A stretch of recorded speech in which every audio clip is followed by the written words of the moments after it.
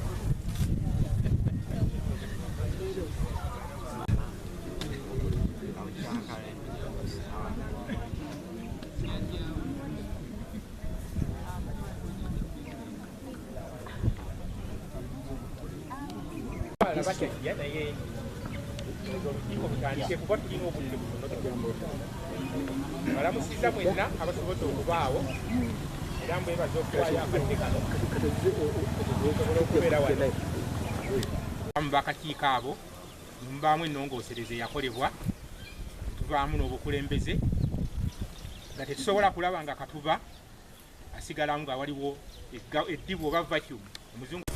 N'olw'ensonga eyo ebyava mu lukiiko olwo ebigenda obategeezebwa mu lukiiko olwo. Waliwo olupapula olubadde luyita ndowooza buli omu engala sobola okgenda mu maaso olukiiko ssebo ssentebe okuwandiikira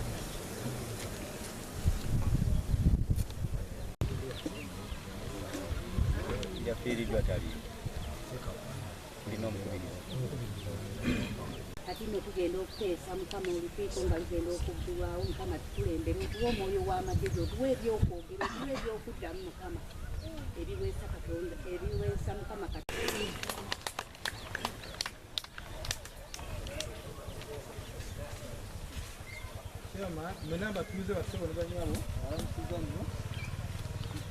Nedda mukitegete buli kitongole kyaweebwa obuvunaanyizibwa bwakyo. Kakati ffe abakulembeze wa disitulikiti oba municipalite oba bibuga wano, kakati buli we tufuna obutakkaanya twebuuza ku kino. Kati nno tugenda okuteesa Mukama olukiiko nga lugenda okuggulwawo. Mukama tukulembere otuwa omwoyo w'amagezi otuwa ebyokwogera otuwa ebyokuddamu Mukama ebiweesa Katonda ebiweesa Mukama Katonda.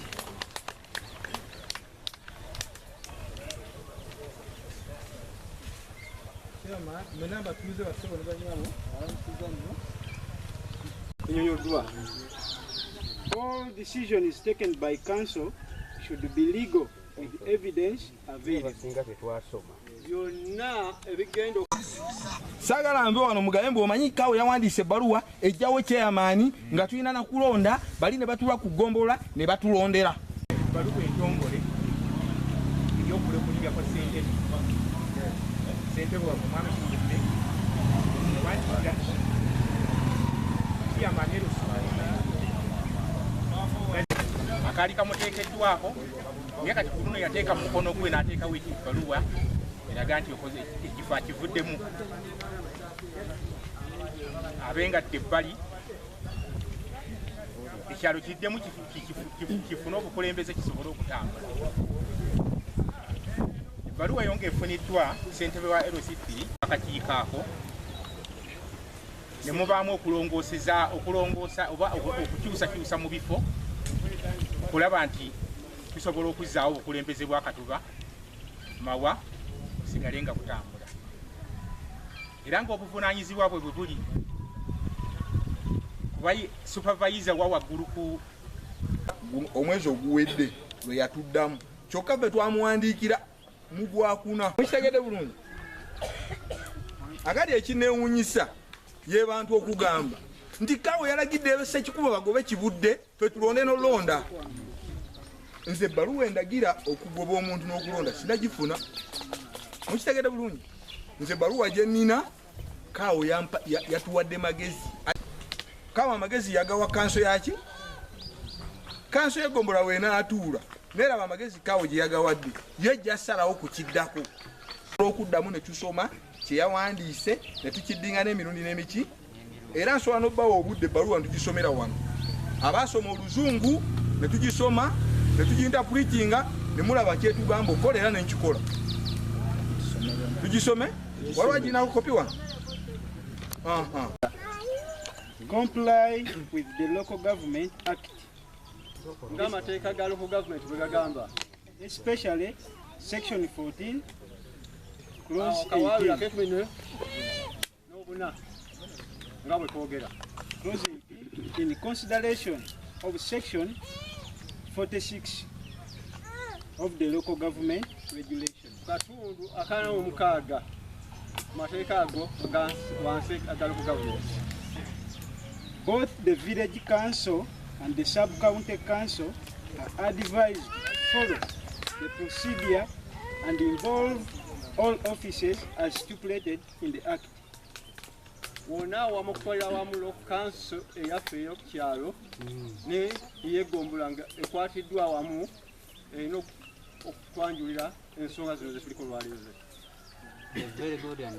Nasayininga ne sitampu wano ng'agamba for Chief Administrative Officer Mukono District.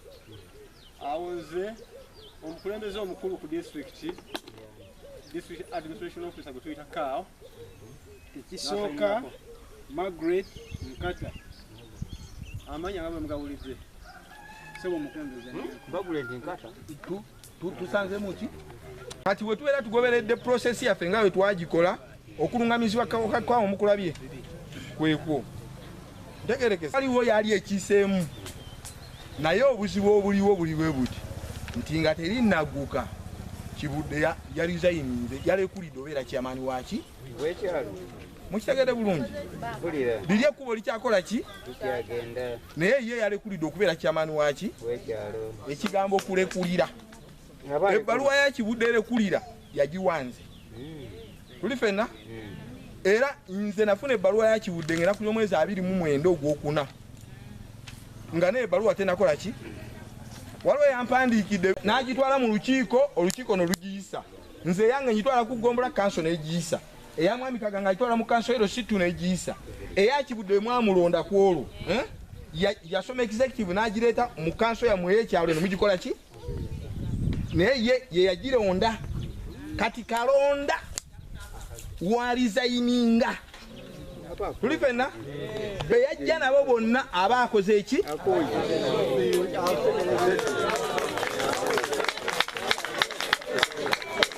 mukitegedde kati mutandise otegeera kambawo ekyokulabirako muwuliriza leero nze obwa chairman bwekatuba mbukoze eki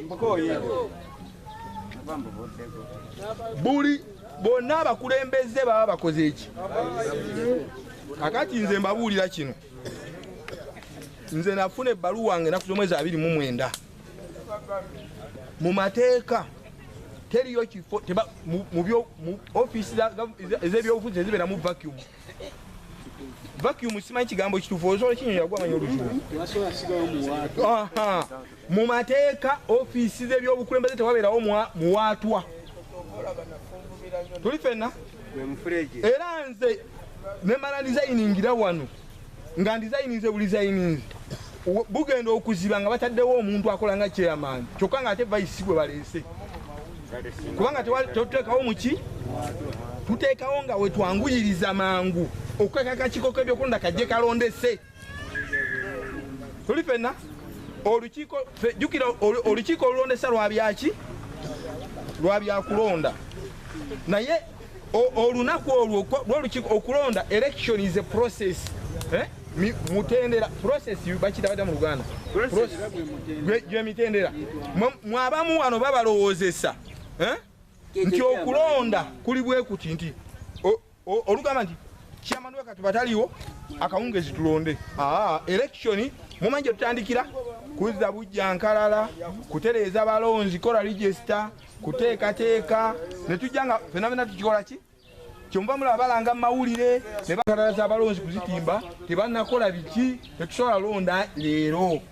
Naye olukiiko lw'ebyokulonda ffe twalutegeeza dda nti Katuba chairman yalikola ki? Yalizayininga. Gombola ya gavumenti esembayo wa? Kati bano bonna babeera abakozi baffe bakugombolola. Babeera bakulembeze nga bye bakola byonna babiripotinga ku ki? Kugombola eri gavumenti. Kati chairman we yalizayininga. Tuli fenna ne tuwandiika akakiiko ebyokulonda ebbaluwa kagirina.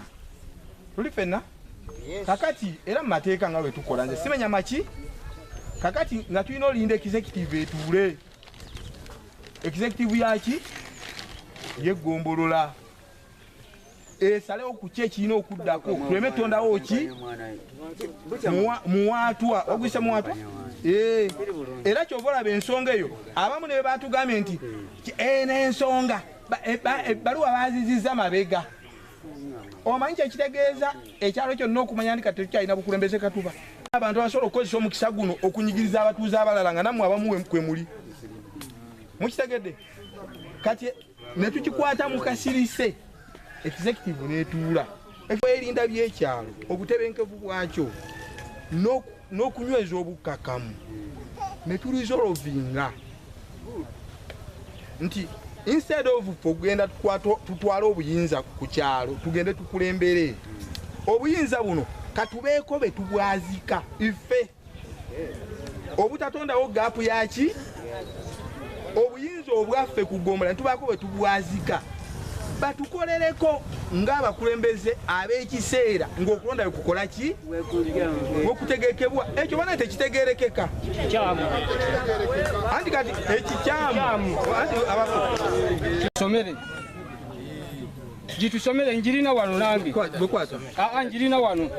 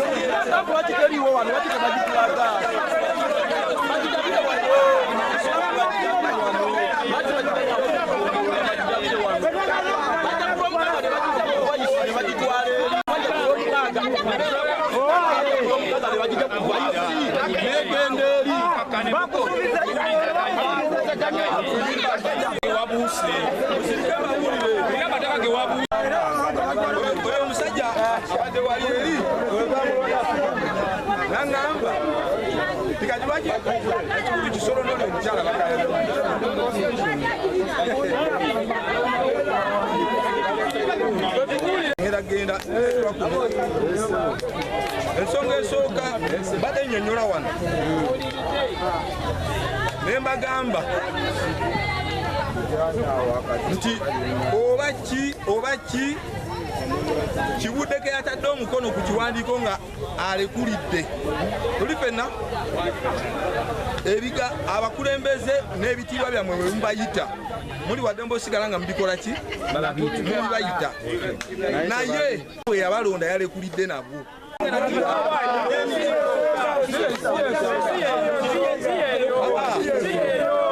musirike ensonga gwewasi mukyala nawe we mukirangire era bamuguzaawo emmanga kakati mukumuguza emmanga awo era nga abakulembeze batekako emiki nga nina obudde nzije tumalize ensonga zammwe naye mu byetwogerako byonna nze nga nze okusinza ku biwandiiko by'ennoonyereza n'endagaano eziriwo tuli fenna n'obuvuyo n'obulumi abantu bwekatwa bayitamu abantu basatu tuli fenna sibalinaako buki buzivungamu naye sisobola nange kuddamu kubakkiriza kulabikira kakiiko kawa chairman Kibudde muwandiisiganya ne mwami Kisolo tegerekese kubanga abo bo mbalinako nange obujulizi bwendabyeko n'amaki nga wendabira nga mubazzaako njagala mubazzeeko nga mulonze baki bwe muli beerondera mwe mulikola ki naye nze sisobola kukola nsobi nange gyendabyeko n'amaki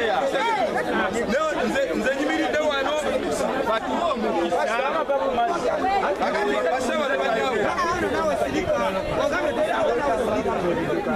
Nyala kuddamuuko nze obaddamukaana mbakola ki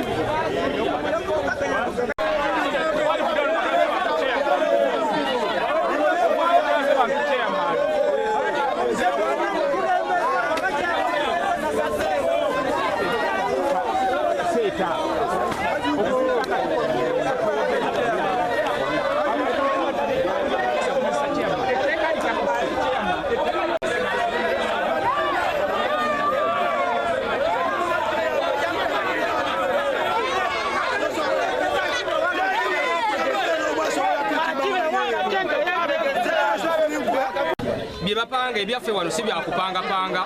Olwaleero ne tujjako omuntu bwenkya alizayininze. Ffe twagala bye bakola nga babikola mu mateeka nga tebalekayo obuwaayiro bwonna obutatujjaamu okusinga bw'okutuukiriza ebintu ebyabwe bye baagala ebigendererwa byabwe. Twagala omuntu gwe bawadde ekifo kye bwa chairman nga tumumanyi era gwe twerondedde okusinziira mu kawaayiro 46(1)C nga tugoberedde amateeka kubanga byonna byonna twabigoberera olredde. Naye kino kyaleese kuteekawo enjawukana abantu ye bwe balonda be baagala abaabwe. Ffe twagala tutereeze ekyalo kino nga tekirimu babbi bali be twagoba be baagala okukomyawo.